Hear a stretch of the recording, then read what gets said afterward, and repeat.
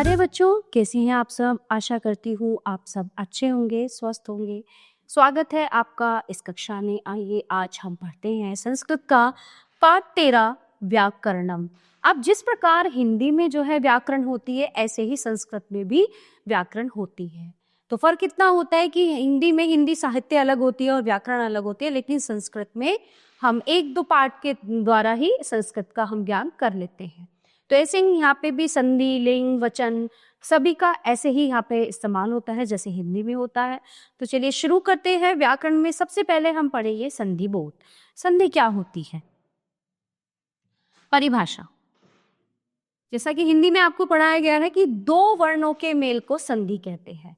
वर्ण यानी अक्षर, ठीक है। दो वर्णों के मेल को संधि कहते हैं। जब दो वर्ण आपस में मिलते हैं तो उनमें कुछ विकार, कुछ परिवर्तन, कुछ चेंजेस होते हैं, ठीक है। इसी विकार को संधि कहते हैं। अब बात आती है संधि विच्छेद।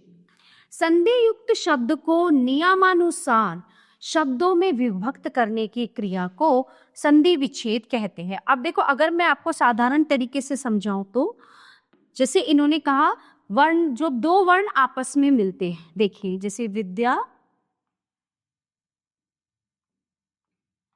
जमा आलय, ठीक है।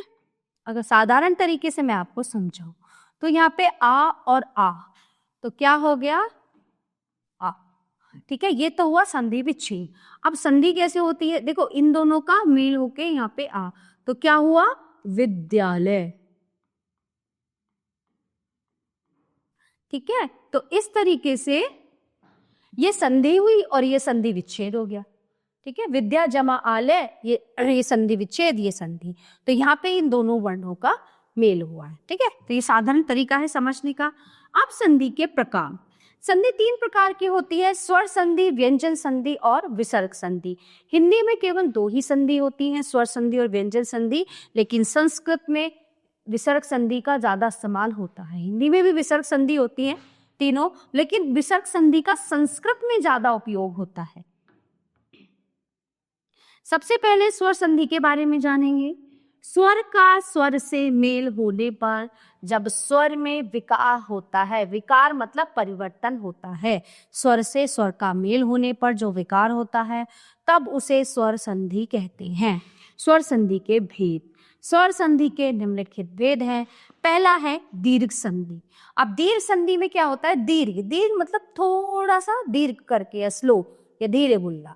तो जब हिरस्व अथवा दीर्घ अ ई उ, रे से ऋषि से हिरस्व अथवा दीर्घ किंतु समान अ ई उ रे का मेल होता है तो समान दो वर्णों से मिलकर वही वर्ण दीर्घ हो जाता है, तो इसे दीर्घ संधि कहते हैं। अब यहाँ पे एक दो उदाहरण मैं आपको समझाती हूँ।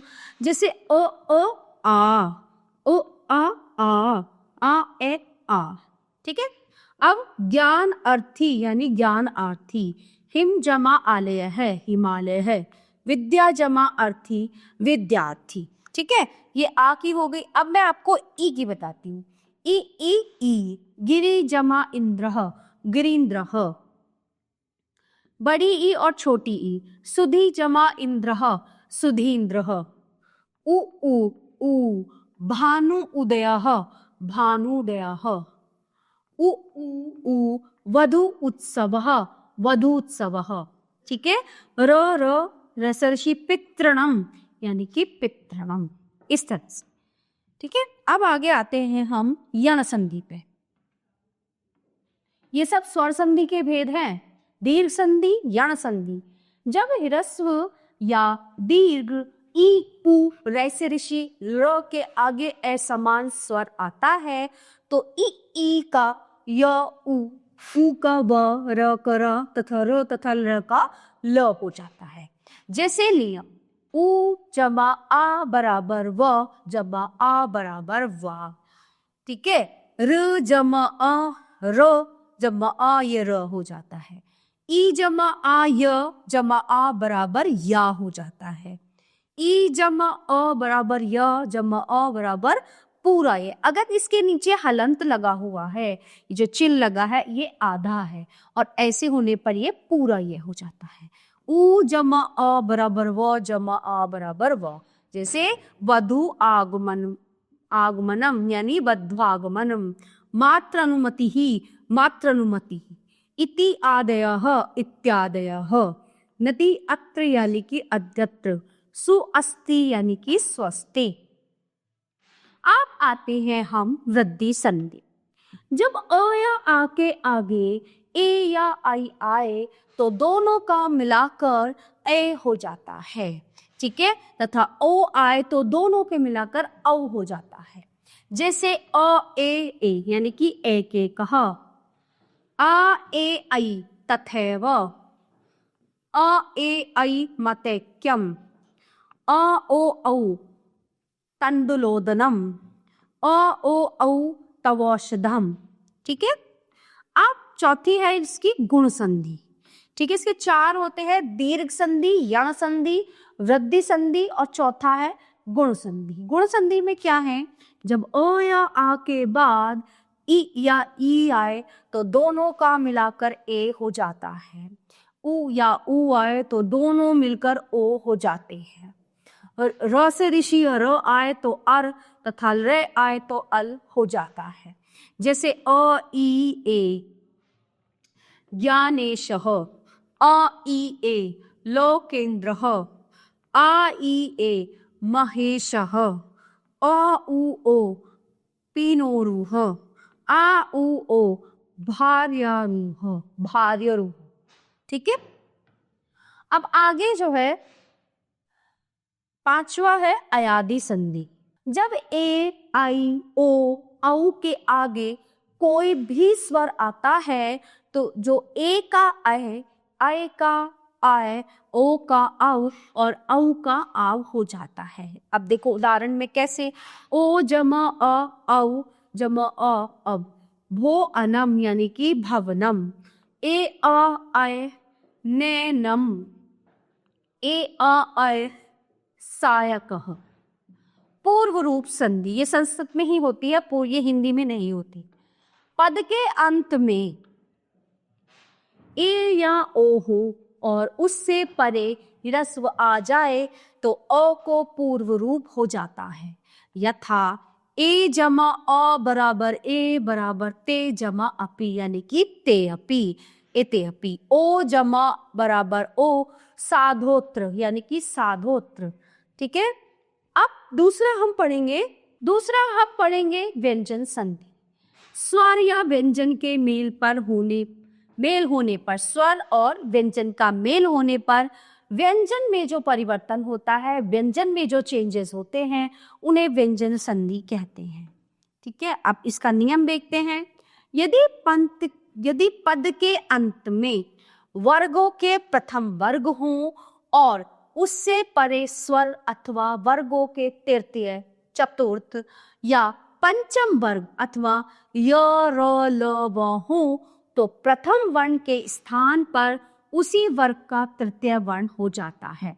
कैसे, यथा जैसे वाक ईश वागीश, तो क वर्ण का है ना ये क, तो क ख ग, तो क वर्ग का तीसरा वर्ण आ गया क्या, ग, वागीश। अच अंत, च छ ज झ, तो अजंत, च का ज हो गया, तो च वर्ग है ना, च वर्ग, च छ ज, तो च वर्गों का तीसरा वर्ण ज, अजंत।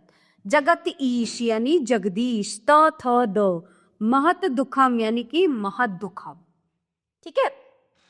नियम 2, वर्गों के प्रथम वर्ण से परे या अड़ा ड़ा या मा हो तो का को इया, चे को अना, टा को न, ता को न और पा को म हो जाता है।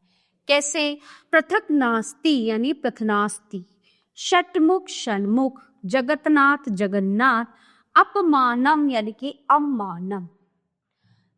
नियम 3, ता वर्ग या स के बाद पहले चा वर्ग या श हो तो ता वर्ग को चा वर्ग और सा को श हो जाता है। यथा सत्य चित्त यानी कि सच्चित्त, महद जलम महद जलम, मनस चलती यानी मनुष्य चलती।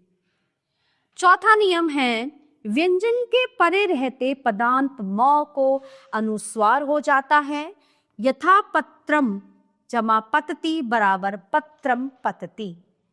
अहम दुग्धम पिबामी, ठीक है, अहम दुग्धम पिबा।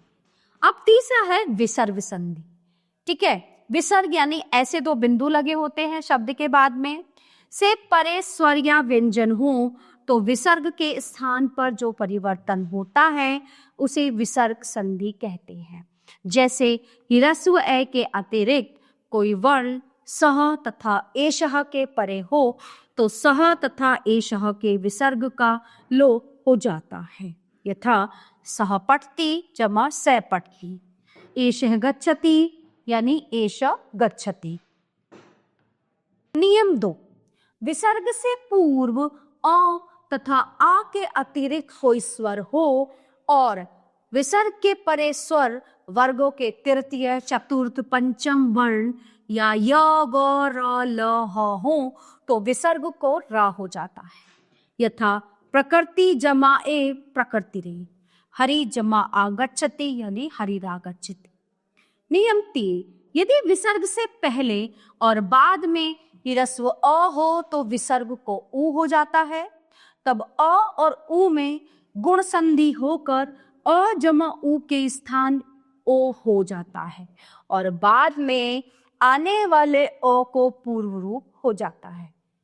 यथा रामः जमा एवदत् राम वदत्, कः अपि को अपि। 4, विसर्ग से पूर्व अ हो और विसर्ग से परे वर्गों के तृतीय चतुर्थ पंचम वर्ण अथवा य र व ह अ हो तो विसर्ग को उ हो जाता है। जैसे यथ नरः गच्छति नरो गच्छति, बालः नमति बालो नमति। नियम 5, विसर्ग से परे च ट त हो तो विसर्ग को क्रमशः श श स हो जाता है। जैसे रामः च रामश्च, कःचित् कश्चित्। नियम 6, विसर्ग के परे च या छ हो तो विसर्ग का श हो जाता है। जैसे रामः चलति रामश्चलति। नियम 7, विसर्ग से परे त या ठ हो तो विसर्ग को श, यदि त या थ हो तो विसर्ग को स हो जाता है। यथा राम है टीकते यानी कि रामश टीकते, देवः तरति यानी देवस्तरित। नियम 8, यदि विसर्ग से परे त या थ हो तो विसर्ग को स हो जाता है। योजक जमा तत्र बराबर योजक। अगला है स्त्री प्रत्यय। पुल्लिंग शब्दों का स्त्रीलिंग में प्रयोग करने के लिए जिन प्रत्ययों का प्रयोग किया जाता है उन्हें स्त्री प्रत्यय कहते हैं। जैसे हिंदी में स्त्रीलिंग पुल्लिंग होते हैं ना, ऐसी इसमें स्त्री प्रत्यय होता है। स्त्री प्रत्यय 2 प्रकार के होते हैं। ताप प्रत्यय यानी कि ये प्रत्यय अकारांत पुल्लिंग शब्दों के बाद जोड़ा जाता है। जैसे यथा सुत आ सुता, चतुर आ चतुरा, ठीक है, तो ये स्त्रीलिंग है। सुता मतलब बेटी। यदि शब्द अकारांत है और उससे पूर्व अ है तो आ प्रत्यय लगाते समय उस अ को ई हो जाता है। यथा शिक्षक आ शिक्षिका, बालका बालिका, नायक आ नायिका, मूषक आ मूषिका। नी प्रत्यय, ये प्रत्यय विशेष रूप से जातिवाचक और गुणवाचक अकारांत पुल्लिंग शब्दों के बाद जोड़ा जाता है। जैसे यथा तापस ई तापसी, पुत्र ई पुत्री, सुंदर ई सुंदरी, ब्राह्मण ई ब्राह्मणी, नर ई नारी, कुक्कुट ई कुक्कुटी। ठीक है, अब आते हैं कारक प्रकार। कारक आपने हिंदी में पढ़े हैं। शब्द के उस रूप को कारक कहा जाता है जिससे उसका वाक्य के दूसरे शब्दों के साथ संबंध जाना जाए। हिंदी में 8 कारक माने जाते हैं और शब्दों के कारक रूपों के साथ लगने वाले ने, को, से आदि चिन्हों को कारक चिन्ह या विभक्तियां कहते हैं। ठीक है, अब हिंदी कारक चिन्हों को संस्कृत में अनुवाद करते समय या संस्कृत के शब्दों की रूप रचना करते समय ध्यान में रखना चाहिए। नीचे हिंदी के कारक चिन्हों की तालिका दी गई है। देखिए यहाँ पे कर्ता ने जो क्रिया करने वाला होता है, ठीक है, कारण को कर्ता के अतिरिक्त जिस पर क्रिया का फल पड़े, करण से के साथ जो क्रिया के करने या होने में सहायक होता है, संप्रदान के लिए जिसके लिए कार्य किया जाता है या कुछ किया जाता है, अपादान से अलग होने के अर्थ में पृथकतावाची, पृथक होना मतलब अलग होना, ठीक है, जहां से का प्रयोग अलग होने के अर्थ में किया जाए। संबंध का के की, जो एक शब्द वाक्य के दूसरे वाक्यों के साथ संबंध बताता है, का के की, है ना, रा रे री। अधिकरण में और पर, यानी कि किसी का आधार या आश्रय हो। संबोधन हे अरे, जिससे किसी को पुकारा जाता है ना, अरे इधर आओ, ए सुनो, ओ सुनो, इस तरह से। अब हम पढ़ते हैं कारक विभक्ति। कारक विभक्ति क्या होती है? जो विभक्ति क्रिया के योग में आती है उसे कारक विभक्ति कहते हैं। यथा सह अस्ताभ्याम भारक नैति। इस उदाहरण में हाथों से भार ले जाने की क्रिया सिद्ध हो रही है। नी धातु के योग में हस्ताभ्याम में तृतीया विभक्ति का प्रयोग हुआ है। कुछ अन्य कारक विभक्तियों के उदाहरण निम्नलिखित है। धातु अर्थ विभक्ति उदाहरण, यानी कि आरूढ़ चरना द्वितीय विभक्ति, वानर है वृक्षम आरोहति, रक्ष रक्षा करना द्वितीय विभक्ति, सैनिकः देशम रक्षन्ति, प्रच पूछना द्वितीय, सह रामम मार्ग पृच्छति, कुप क्रोध करना, रुच अच्छा लगना, चतुर्थी पिता पुत्राय कुप्यति, यानी कि पिता पुत्र पर क्रोध करता है, अच्छा लगना, मोदकः बालाय रोचते, द देना चतुर्थी विभक्ति, अम्बा सेवकाय वस्त्रम यच्छति, पत गिरना पंचमी विभक्ति, वृक्षात् पत्रम पतति, उपविश बैठना, वानरः शाखायाम उपविशति, यानी कि बंदर शाखों पर बैठे हैं, डालियों पर बैठे हैं। अब उपपद विभक्ति, क्रिया से भिन्न पद के योग में जो विभक्ति आती है उसे उपपद विभक्ति कहते हैं। यथा बालः जनकेन सह गच्छति। इस उदाहरण में सहा के योग में जनकेन में तृतीया विभक्ति का प्रयोग हुआ है। यह तृतीया विभक्ति उपपद विभक्ति है। कुछ अन्य उपपद विभक्तियों के उदाहरण जो है यहाँ पे निम्नलिखित है, वो क्या है आइए देखते हैं। अब ये है धातु, ये अर्थ, ये भक्ति, ये उदाहरण है। परितः चारों ओर, सर्वतः सब ओर, कृते के लिए, प्रति की ओर, आरूढ़ चढ़ना, नमः नमस्कार हो, बिना बिना, समीपे पास, बही बाहर। ठीक है, ये विभक्ति है सारी और ये इनसे बने हुए वाक्य हैं। जैसे पर्वतम परितः वनम अस्ति, यानी पर्वत के चारों ओर वन है। ग्रामम सर्वतः वृक्षाः सन्ति, अहम ओषधस्य कृते नगरम गच्छामि, भक्तः देवालयं प्रति गच्छति, वानरः वृक्षम आरोहति, शिवाय नमः, रामं विना अहम भोजनं न करिष्यामि, विद्यालयस्य समीपे देवालयः अस्ति, त्वं गृहात् बहिः किमर्थं गच्छसि। तो इस तरह से हम इनका उपयोग कर सकते हैं। अब आते हैं हम विशेषण पे। अभी हमने कारक के बारे में जाना, अब विशेषण और विशेष्य में सम। तो सबको पता है कि संज्ञा और सर्वनाम की विशेषता बताने वाले शब्द विशेषण कहलाते हैं, ठीक है, और जिनकी विशेषता बतलाई जाती है उन्हें विशेष्य कहते हैं।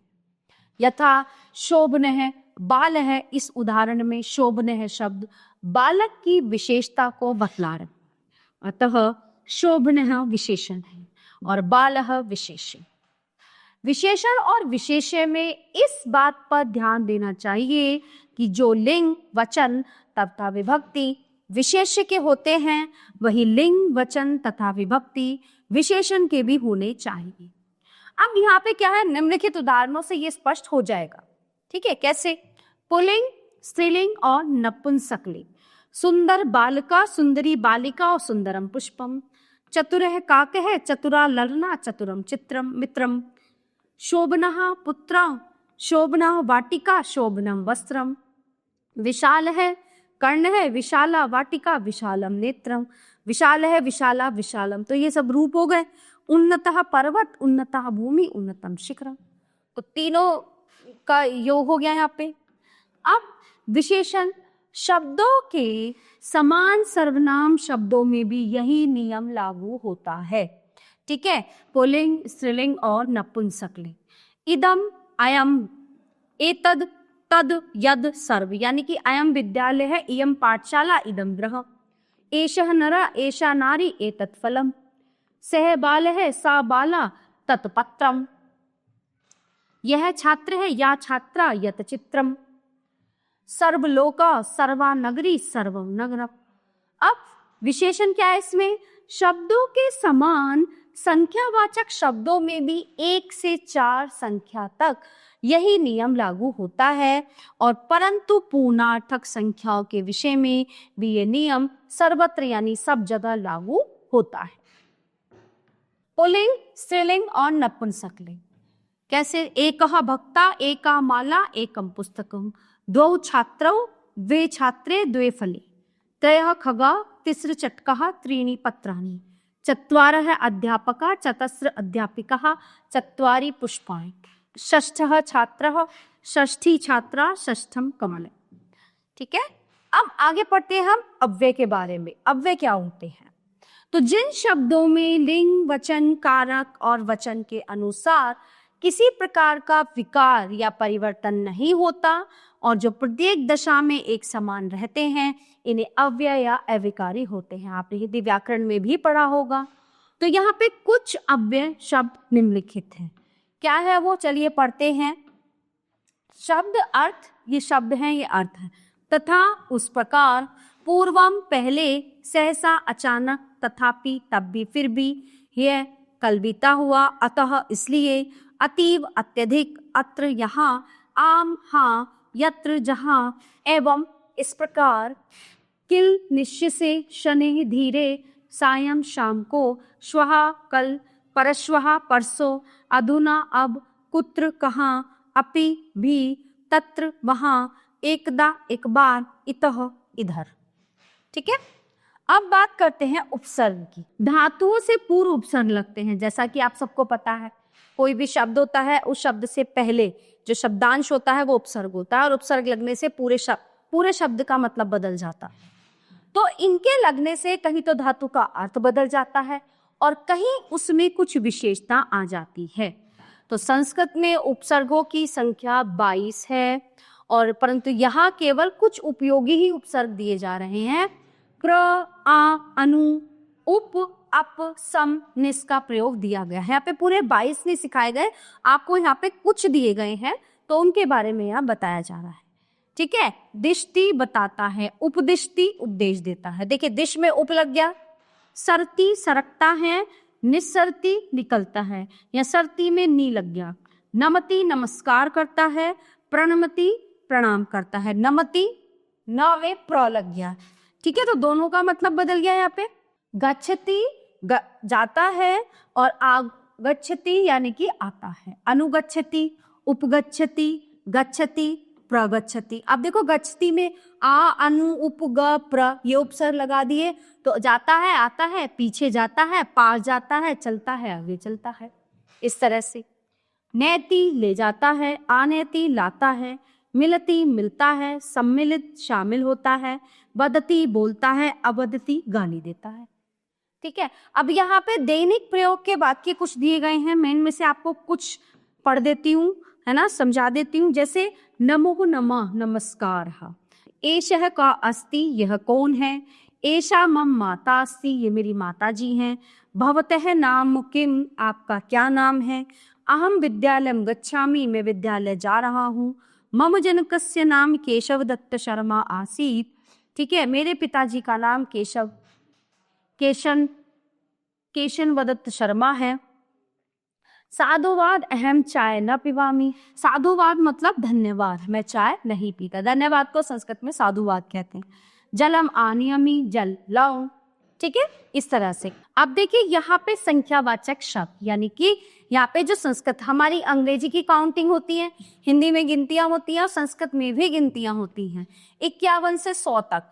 देखिए यहाँ पे कैसे पढ़ा जाता है इनको, एक पंचाशत, द्विपंचाशत यानी कि 51 52, त्रिपंचाशत, चतुपंचाशत, पंचपंचाशत, षटपंचाशत, सप्तपंचाशत, अष्टपंचाशत, नवपंचाशत, षष्ठी यानी कि 51 52 53, ये 60 तक है यहाँ पे। इसके बाद एक षष्ठी, द्विषष्ठी, त्रिषष्ठी, चतुष्षष्ठी, पंचषष्ठी, षष्ठी, सप्तषष्ठी, अष्टषष्ठी, नवषष्ठी, सप्तति यानी 70।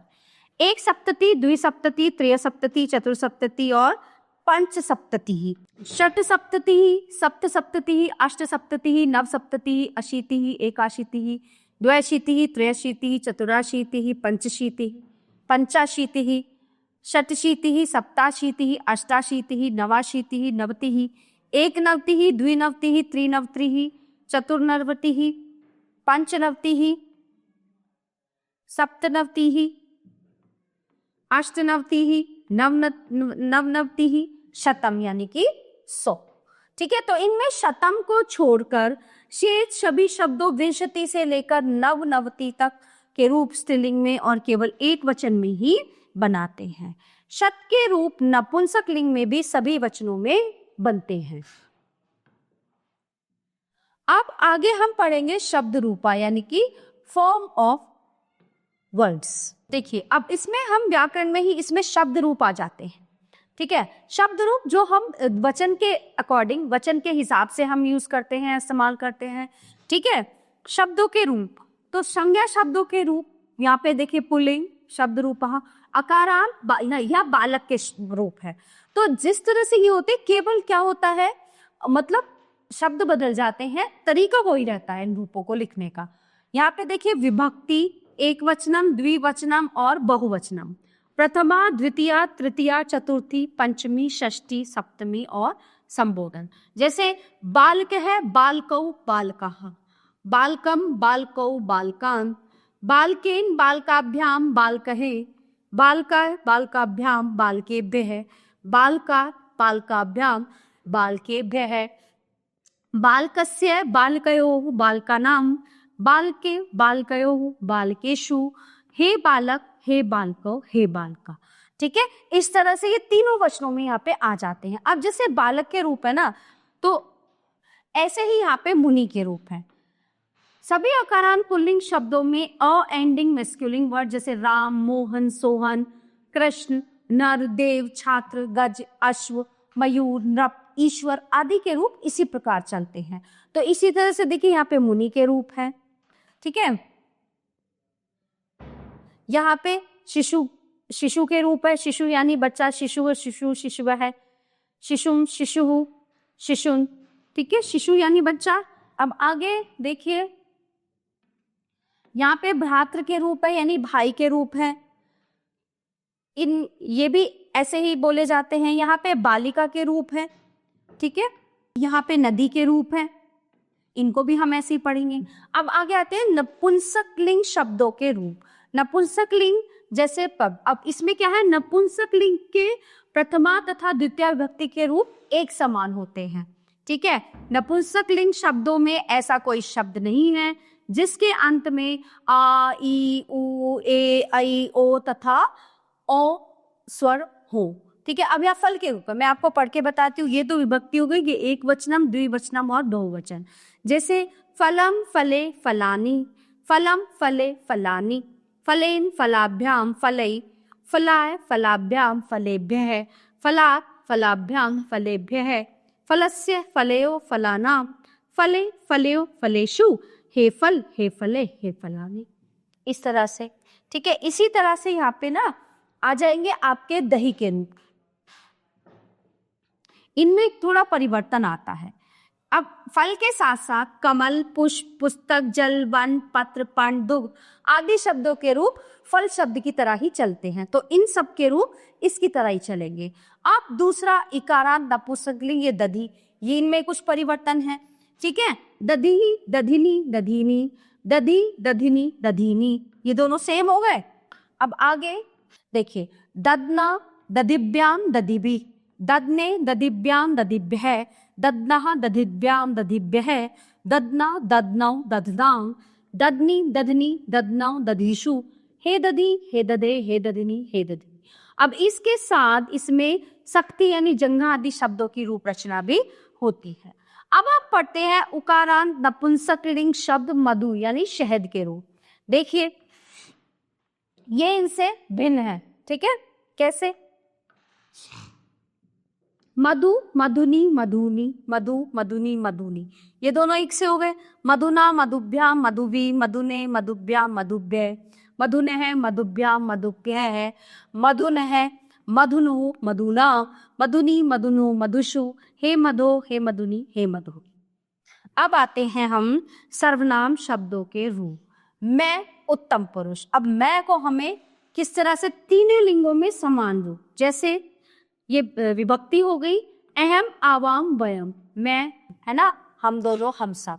माम आवाम अस्मान, मया अवाभ्याम अस्माभि, मह्यम अवाभ्याम अस्मभ्यम, और मत अवाभ्याम अस्मत्, मम आवयो अस्माकम, मयि आवयो अस्मासु। ठीक है, यहाँ पे किस क्या है? मैं। अब यहाँ पे आ जाते हैं तू, मध्यम पुरुष, तीनों लिंगों में समान रूप होते हैं, जैसे त्वम, युवाम, यूयम। द्वितीय, त्वाम युवाम युष्मान, त्वयां युवाभ्याम युष्मभि, तुभ्यम युवाभ्याम युष्मभ्यम, त्वत् युवाभ्याम युष्मत्, तव युवयो युष्माकम, त्वयि युवयो युष्मासु।